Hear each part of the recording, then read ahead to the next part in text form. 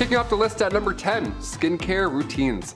For a long time now, having pale skin in Europe meant that you were among the wealthy, because in the 17th and 18th century, this suggested you could enjoy the indoors. You didn't get sunburns working outside all day, aka wealth. Keep in mind, this was long before sunscreen was ever even a thing, so at the time, the best thing to wash your face with was something called chemical wash. That was a mighty wash. This thing packed a punch, that's for sure. This wash would ideally get rid of sunburns, pimples, ringworms, smallpox, scurf, or morphew. I don't even know what scurf is, but it sounds awful. I don't want it. And your skin afterwards would be pale and literally glowing. Thing is, all these foundations were made with old-timey, horrible, poisonous recipes. One of these facial creams, I swear, I'm not making it up, was literally this. Steep the lead in a pot of vinegar and rest it in a bed of horse manure for at least 3 weeks. What? I'm trying to get rid of bags under my eyes. How am I supposed to steep lead? What am I, Walter White? I don't know how to steep lead. I can barely steep tea, let alone lead. Moving on, I'm upset. Number 9, natural or painted. Today, the internet is full of makeup tutorials in every corner. Doesn't matter what style you're looking for, help is now available. You can learn how to draw on eyebrows while listening to a true crime story. You know what I'm saying? It's perfect. The makeup game is crazy, but back in the 1800s, you only had 2 looks to choose from, really. You had the painted look or the natural look. Natural was light on the makeup, more of a paste look than anything, almost like you're a Victorian painting, you know? One of those. But to achieve the lighter look, Europeans would use actual paint, like paint. Just lead-based paint. And the most important part of applying this is that you can't smile. You can't even move at all. Any emotion will cause the paint to literally crack. Again, that's why all these paintings are so serious. Madame X, the portrait of Virginie Amélie Avegno-Gautreau, originally painted back in 1884. At first, Sargent made the woman's strap slipping off her shoulder. That was a little, scandalous, a little oopsies. That was deemed too scandalous for the upper class society around him back in the 1800s, so John had to literally repaint these straps back on. Yeah, backlash was so strong, John had to move after he sold the painting. The guy left Paris because of spaghetti straps. What a nightmare. But this is what I'm talking about. You start drawing veins on pale skin, people would lose their mind. Love that pale veininess. Number 8, beauty patches. 1800s beauty patches came in many different shapes and sizes. Take this portrait from 1755, for example. Joshua Reynolds painted Charles IX, Lord Cathcart, rocking a pretty large beauty patch. The guy literally looks like the rapper Nelly. That's massive, it looks like a band-aid on his cheek. Whereas other fabrics used in the 18th century were much smaller. They were tiny circles, hearts, stars. If you found this, you'd think somebody was gearing up to go to an Arctic Monkeys concert. They were often used to cover up smallpox scars. They were made out of silk velvet and they were applied with glue. Now the patches were dark black to make the pale pop, but the location of where these went also had purpose. A beauty patch in the corner of your eye meant that you had a lot of passion. On the forehead, that was meant to be majestic, and a dimple patch, oh, well, you're a cheeky one. That's the scandalous one you are. The position of these patches could also determine your political allegiance. Historian Joseph Addison took notes on these positions when observing 2 parties from the 1800s. One party had patches on the right side of their face and the other had the opposite. That's like switching jerseys back in the 1800s. You're like, this team sucks. Number 7, mouse skin eyebrows. Okay, Stuart Little, if you're watching this, skip to number 6. You don't want to see any of this, alright? Trust me, it's not good. Back in the 1800s, as I mentioned earlier, the cosmetic game was harsh, to say the least. The eyebrows too, they had a rough go. Eyebrows were completely plucked off back then in order to make the forehead bigger. Yeah, you need that 1800s 5 head. That's the trick, apparently. Imagine if I shaved my eyebrows off and then painted my face like pale white. Honestly, I'd do it for the clicks. I'd do it for you guys. This 5 head look didn't last forever, thankfully, but for a hot minute it almost got worse. In the late 17th century and early 18th century, these leading ladies would shave off their eyebrows and then they would glue on mouse skin to replace them. Like a band-aid, only horrible and stinky. Since their face was freshly painted and the glue game was weak, they would have one shot only to stick these puppies on. You just gotta eyeball it and hope that it works and that it looks in the right spot. I don't know. You put them on too low, you're gonna look upset all day long. Eyebrows are angry sisters, not angry twins, okay? Remember that. Number 6, lip paint. Red lips always lie, especially when you don't know that ammonia is mixed in with it. How jolly.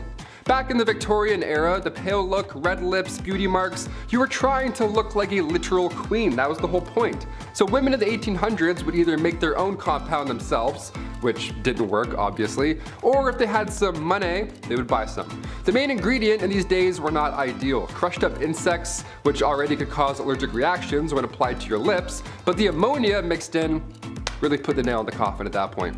Ammonia and crushed bugs? What am I, Oogie Boogie? What am I making here? What am I applying? Number 5, corsets. I can't even imagine how hard it was to wear one of these. Like, I have no chest. I'm just a diving board, and already this is a nightmare. I can't even imagine. The Victorian corset, okay. Tiny waist, curves, look, the whole thing. Obviously, this was horrible for your body. Just looking at this, you're like, ugh. Your ribs would literally slowly deform, as well as your spine misaligning. But instead of talking about how horrible this obvious one was, let's talk about that corset duel from 1836. Yeah, have you heard about this? That's a real thing. Hungarian Princess Pauline von Metternich was married to Prince Clemens. She had to marry her uncle when she was 20 back in the 1850s, so surprise, surprise, she was a little unhappy. Weird, right? So since the marriage began, her husband, he was involved in numerous affairs. He liked going after actresses or singers, whatever. He barely paid any attention to her. That is until, you know, she started to have fun in life. Then he's like, ugh, what are you doing? Yeah, once she got over this gross prince, she had a great time. She drank, she smoked, she defied convention, but most notably, her duel in the summer of 1892. She challenged another royal, a countess, to a duel in nothing but a corset. How badass is that? To this day, it's not yet determined who won per se, but a princess dueling in the dark after some drinks? Yeah, that should be a musical. Forget Frozen. I want to watch this on DVD. Let's go. Number 4, deadly nightshade. Macbeth's soldiers used deadly nightshade to poison their enemies. And during the Victorian age, women would apply nightshade to their eyes, just so they look nice. Awesome, so this is horrible. Let's talk about it. The pupils would become larger after this, okay? That was the whole point of putting poison in your eyeballs. The thing that makes deadly nightshade so commonly known is the sweetness of the berries. Have you ever been outside and you see a berry and like 30% of you really wants to eat that berry? Well, curiosity kills. Deadly nightshade can be found in Europe, Asia, and Africa. It grows purple flowers in groups of 3, along with those inviting purple berries. Just 2 to 4 berries can kill a human being, so don't. When in doubt, just don't eat them. And the flower as well. Don't ingest this, you'll get poisoned. And also, don't put any near your eyeballs, in this century or the next. Number 3, bustles. So while corsets are one nightmare, bustles are just an entirely new thing. Tiny waist wasn't enough, eh? Had to get big old dump trucks as well? These Victorian folks went hard in the paint. Figuratively and literally, I guess. Bustles were also known as the Grecian bend. Big old booty bend, that's it. It came to town in the 1870s and it took the idea of wearing a cage as a skirt to just having the back part extend out. Ah yes, an update, an upgrade, I guess. Then the fabric was draped behind the butt. Hope you don't like sitting down ever, because that's obviously not an option. Corsets would move your organs around slowly, and bustles would slowly damage your back. So let's leave this one in the 1800s. I think that's probably for the best. Number 2, red lead redemption. Look, I'm pretty new to skincare routines, but I'm trying, okay? I'm trying to get rid of these bags under my eyes. I'm trying to sleep and drink water, all that jazz. Back in the 18th century, those bags under your eyes were a lot harder to get rid of. Lead mixed with vinegar, this would make you look more pale. If I used this, I would literally be a ghost. I would just be invisible. You would just hear a voice in a green screen right now. In the 18th century, that pale look was ideal, but this lead vinegar mix also smoothed out your face. So what could go wrong, right? Queen Elizabeth I used cosmetics containing lead, mercury, and arsenic. Those powerful 3 things you don't want anywhere near your face. Yeah, arsenic too, the same deadly poison that took out George III and Napoleon Bonaparte. Just the worst ingredients in the 1800s cosmetics game, really. The Agency for Toxic Substances and Disease Registry has arsenic on its priority list of hazardous substances. Toxic metal exposure is still an issue we're facing today in this century, so I hope this is eye-opening. Sans poison eye drops, I hope it's eye-opening. And finally, coming in at number 1, deodorant. What did people even do before Old Spice? You know, before that guy was born, how did we know how to smell good? What did we know how to do? Deodorant was first introduced to the public back in the late 1800s, and it was called Mum. It was a cream that used zinc oxide, and it was stored in metal, cold containers. That's just nothing like Speed Stick at all. It's not discreet in any way, shape, or form. It wasn't long until the first antiperspirant came along right after it. It was called Everdry, and it was always damp, ironically, and it would always burn your underarms. It literally would eat through your clothes. I think at that point, I'd rather smell bad. Like, let me have rashes, let my face look horrible, let the bags show. I'd rather do all that than any of this. This is horrible. At number 10, painting veins. Back in the 17th century in Europe, many people believed that extreme paleness was just the hottest thing. If you looked whiter than a ghost, then you were like the Megan Fox of the town. Many women were obsessed with finding new ways of making themselves look pastier than a white wall, and some of their methods were actually surprisingly creative. The cosmetic skills of women back then were actually pretty impressive, I must say. Wealthy aristocratic women were the ones who took part in this pale trend the most. They wore dresses with plunging necklines to show off the girls, and they painted themselves white using a powder. Frankly, this powder made them look pretty artificial, like you could tell that they weren't actually naturally that white, so to solve this they came up with a new beauty trend: drawing veins. Women would draw veins on their mommy milkers using a blue color to mimic the look of translucent skin. It's crazy to think how far we've come from this, because back then people were trying to look as pale as possible, and now we have people tanning themselves so much that it causes controversy. At number 9, tiny teeth. During the Renaissance, fashion and beauty standards were changed drastically from what was popular in the years before. So much in society changed over this period of time, like what was seen as beautiful or desirable. Things like certain body types and other physical attributes had their own trends, but one of the weirdest physical beauty trends from back then had to do with teeth. Back then, the ideal woman had wide hips, a small waist, long legs, and small teeth. Yeah, teeth had an ideal size. To people back then, the smaller the teeth, the more desirable you were. Why? I don't know. Because people are weird, I guess. Some people would even go as far as to file their teeth down to make them smaller so that people would see them as more attractive.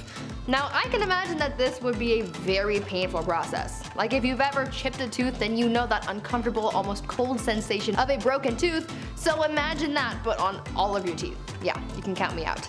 Before we carry on talking about some of these strange things people did to be the belle of the ball, and yeah, there were some really weird things, why not take a moment to leave a like on this video if you're enjoying it so far, and while you're at it, consider subscribing to the channel to see more videos like this one. At number 8, nails for days.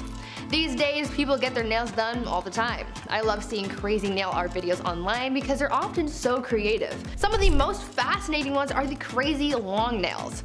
I don't think I could ever rock those, but I still admire those who can. The beauty trend of having long nails, though, isn't a new thing. It's been a symbol of beauty and status for many years, like years ago in China. Back then, having super long nails was seen as a way to show off your wealth and status. The average nail length amongst Chinese aristocrats was up to 25 centimeters or nearly 10 inches. This was all their natural nails too, and in order to protect their insanely long nails from breaking, they wore nail guards made out of gold. Not only did that protect their nails, but it was also another way of showing off their wealth, because not everyone can live their lives wearing gold cages on their fingers. As you can imagine, having nails that long made it so you could barely do anything with your hands, and so that's why these aristocrats had servants, so they could perform the tasks that someone with super long nails couldn't. But would you ever want to have nails that long? At number 7, long neck style. In many cultures around the world and for many years, having a long neck was considered beautiful, and so many women practice neck stretching in order to attain this level of beauty. This practice of neck stretching has been most commonly done by wearing metal rings around the neck, adding more and more rings over time. This practice was first seen sometime around the 11th century in Southeast Asia. The theory behind the rings is that they're so thick that they push the head up, therefore stretching the neck, but in actuality, the lengthening of the neck is caused by the rings pushing down on the collarbones. The origin of this practice is pretty much unknown, but it is theorized that it began as a way to make women look more attractive in order to prevent getting captured as slaves, but on the other hand, some people believe that this was a way of protecting people from getting attacked by tigers. Two very different theories, but nonetheless valid. Though this practice began so long ago, it is still a traditional body modification in some parts of the world to this day. At number 6, tiny tootsies. For many years, having the tiniest feet was seen as a popular beauty trend in China.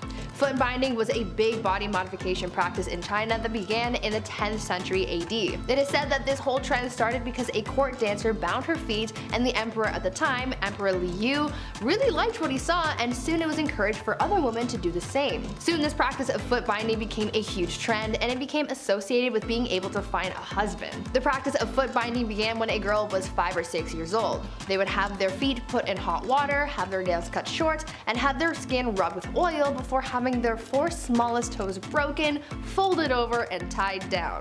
Then their feet would be bent in the middle to break the arch, and the girl would have to walk around like that over time, crushing the heel and sole of the foot. After about 2 years, the foot would be considered ready, and depending on the size of the girl's foot by the end, this would judge how easily she'd be able to be matched with a good husband. This practice continued all the way until the 20th century, where it started to lose popularity. At number 5, long skulls. One of the most bizarre beauty trends from ancient times, at least, was the process of head shaping. This unusual beauty trend caused people in modern times to think that aliens were real when remains were discovered with oddly shaped skulls. Some people believe that we had proven the existence of extraterrestrials, but in reality it led to the discovery of an entire practice of human body modification for the purpose of beauty. The process of head shaping involves putting some kind of pressure on a baby's head so that it grows into a different shape.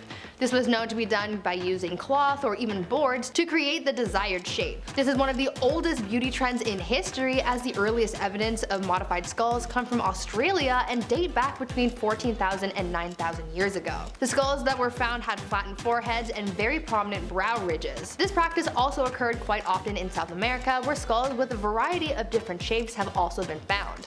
I'm kind of glad that we don't do this anymore, because I could not imagine going through life with a cone head. I wonder how it would feel to have a head shaped like that. My neck hurts just thinking about it. At number 4, 5 head. Let's go back to the Renaissance for a bit to talk about yet another one of their super strange beauty trends. They really had a lot of weird desires when it came to appearances, and I'm certainly glad that this next one is no longer in style, and I really hope it never makes a comeback. Back in the Renaissance, it was believed that girls with high curved foreheads were the most beautiful, but obviously not everyone can be built like that. As people do, they came up with a way of achieving this look without having to be born with said attributes.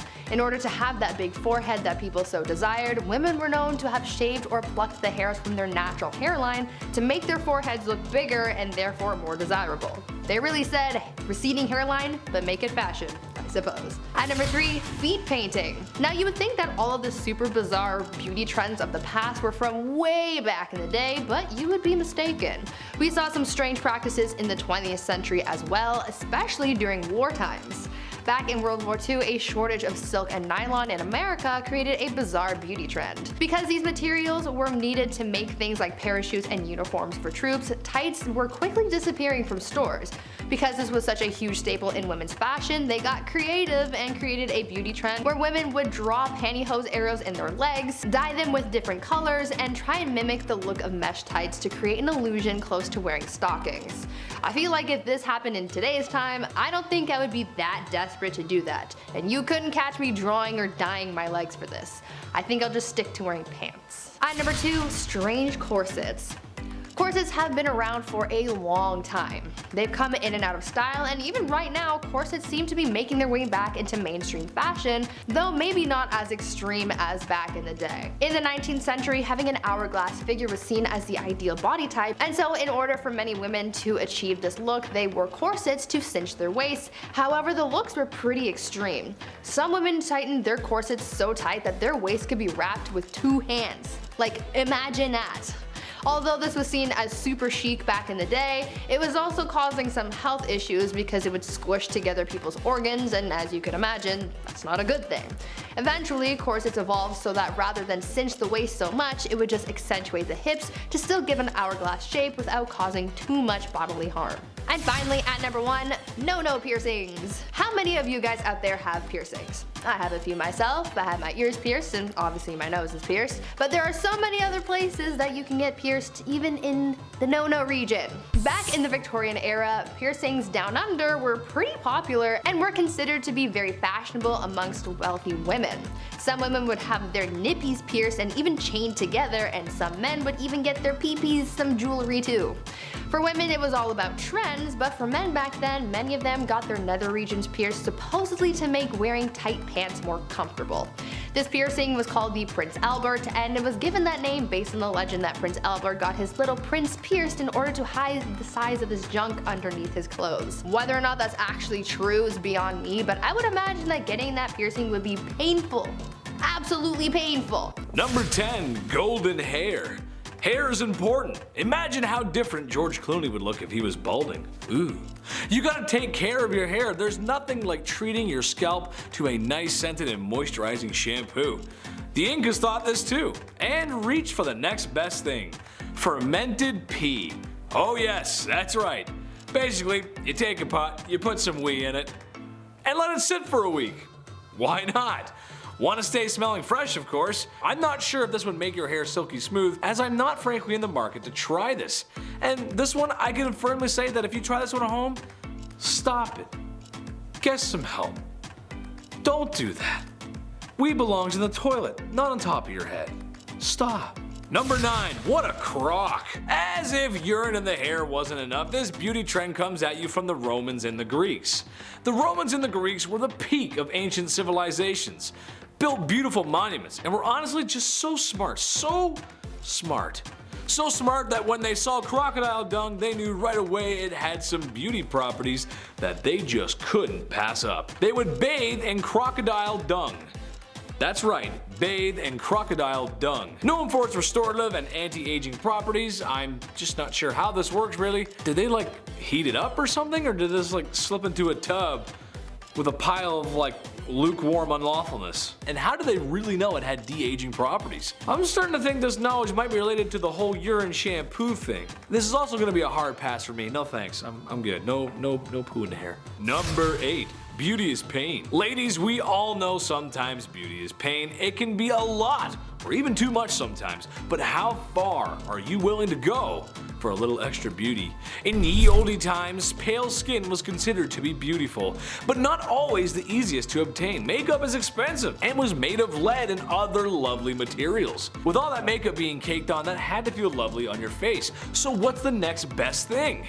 Bloodletting. Yes, that's right. In order to have that healthy twilight pale look, women found themselves relieving themselves of their blood.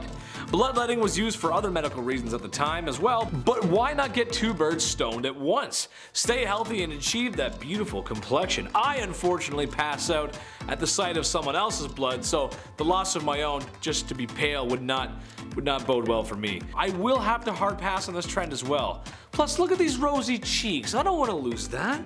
I think it makes me look cute. Number 7. Mice flavored toothpaste. It's ancient Egypt. Life is great. You got the pyramids, you got the Nile River, and you got some guy who claims to be a doctor and he's pulling out the brains of your last king through his nose so he can be mummified for the afterlife. That's just awesome. Just another day under Ra's warm sand. Egyptians just knew how to live, and they knew dental hygiene was important. So they came up with toothpaste. Sore tooth? Try this toothpaste. What was this toothpaste made of, you ask? Well, it was made of crushed mice, of course. Oh, God. I mean, here I am thinking that just some herbs crushed up with some water would be fine to eliminate bad breath, but after all, having nice teeth and nice breath is sexy. So the Egyptians took some mice and they crushed them up with other ingredients in what must have been the most foul and rancid concoction this side of the Nile River. Just go ahead, put that goop in your mouth. You'll look okay, you'll look great after. Oh, just brush it on there, smells great. Oh, that's amazing. Number 6, pearly blacks. Here's another beauty trend brought to you by the horrifying things we as human beings can do to a mouth. In Japan, there's a practice called ohaguro, which just translates to blackening of teeth. Japanese women would essentially, over time, dye their teeth black. Another dual purpose, as it was thought to preserve teeth in old age, and was seen as a sign of beauty. Something that separates humans from beasts, or so they thought. The dye itself was similar to some inks, as the process involved dissolving iron, vinegar, and some oils. After this process, a concoction is made that is a non-water soluble and acts like a dye when applied to the teeth. Yet again, as a semi-charming internet host, I am going to pass on this opportunity. Plus, who am I to judge? Japan has given us lots of fun stuff, lots of great stuff. They're awesome. Mario, Zelda, Little Mac? Basically, I'm a Nintendo nerd, so I can never speak ill of the land of my favorite games. Even if the whole black teeth thing only ended like 150 years ago, which, when you think about it, isn't that long ago. Number 5, rationing legs. World War II was a war fought everywhere, and that includes at home. Go ahead and ask your grandparents what it was like. It was only a nickel for a bus ticket, and the movies had newsreels. Yes, it's 3 o'clock and I'm ready for dinner. See, that's what they say. Go ahead and ask them, they'll tell you. Well, okay, Grandma, but on a serious note, people had to ration food for the war effort. They also had to ration other goods that you might not expect, like ladies' nylon stockings. In Britain, nylon stockings were all the rage, but the materials for such were needed for the war effort. So the Gravy Browning Company came up with a bright idea: just paint your stockings on. Some women actually did this, and sometimes would even draw on the seam with an eyebrow pencil just to make it look like the real thing. Ooh. However, I just cannot see this being a great idea. I mean, it rains a lot in Britain. Would it not just wash off? What if I get sweaty running for my bus because I'm late for work? Yup, this is another one I'm just gonna have to pass up on. I'm sure the paint was 100% safe for body application as well. It probably wasn't. Number 4, bad hair days. Alright, this one is generalizing, but hear me out. When was the last time you thought about haircuts in the past? Yeah, see, you don't. That's because they belong in the past. I'm talking about popular hairstyles from the 1950s to 2000s, because honestly, there was a lot of them. And honestly, what were we thinking? We are a species that has left our own planet through science and technology. Yet, we come up with hairstyles like the beehive, the mullet, everything in the 1980s, and the most heinous, atrocious hairstyle ever, frosted tips. Sorry, Guy Fieri. The list goes on, but my point is people fully went out in public with these crazy hairstyles. I, myself, may or may not have sinned and maybe had frosted tips at one point in my life. I maybe had a button-up shirt with a blue Hot Rod Flames on it. But I'm not gonna tell you the complete truth. After being a part of this trend, I can firmly say I no longer want to participate in any more bad hair days or blue flamed shirts. Number 3, you do what with Maui? Back to the Romans again, and back to the pee. At least the Incas were keeping it outside the body. I guess. Romans wanted a clean mouth, and there wasn't any minty fresh mouthwash to reach for. So, what do you use? We. Lots of we, specifically Portuguese we. It was just the most sought after. Now, I'm not a doctor, but I feel like there was more wine drinking than water drinking in Rome. More than people would like to admit it. So, if that is the byproduct of all that wine drinking, and you're giving that a swish in your mouth, well, all I can say is I'm just gonna give that a big pass on playing spin the bottle. Number 2, my little weight loss friend. Okay, I get it. It makes perfect sense. The numbers add up here. But all I'm gonna say is the chief knows medicine, and he said this is a hard pass for me, and it ain't it. If you want to shed that extra winter weight and be beach body ready with minimal effort and still enjoy deep fried chocolate bars, then you have only one thing to do, and that is swallow tapeworms, where a tapeworm will grow inside your body and help eat those unwanted calories. Trouble is, you can get very sick, and if the tapeworm attaches itself to something that is, well, vital for your living, you're going to have a bad time. You'll get sick. Just don't do this one, please. Don't swallow tapeworms, please. Don't do it.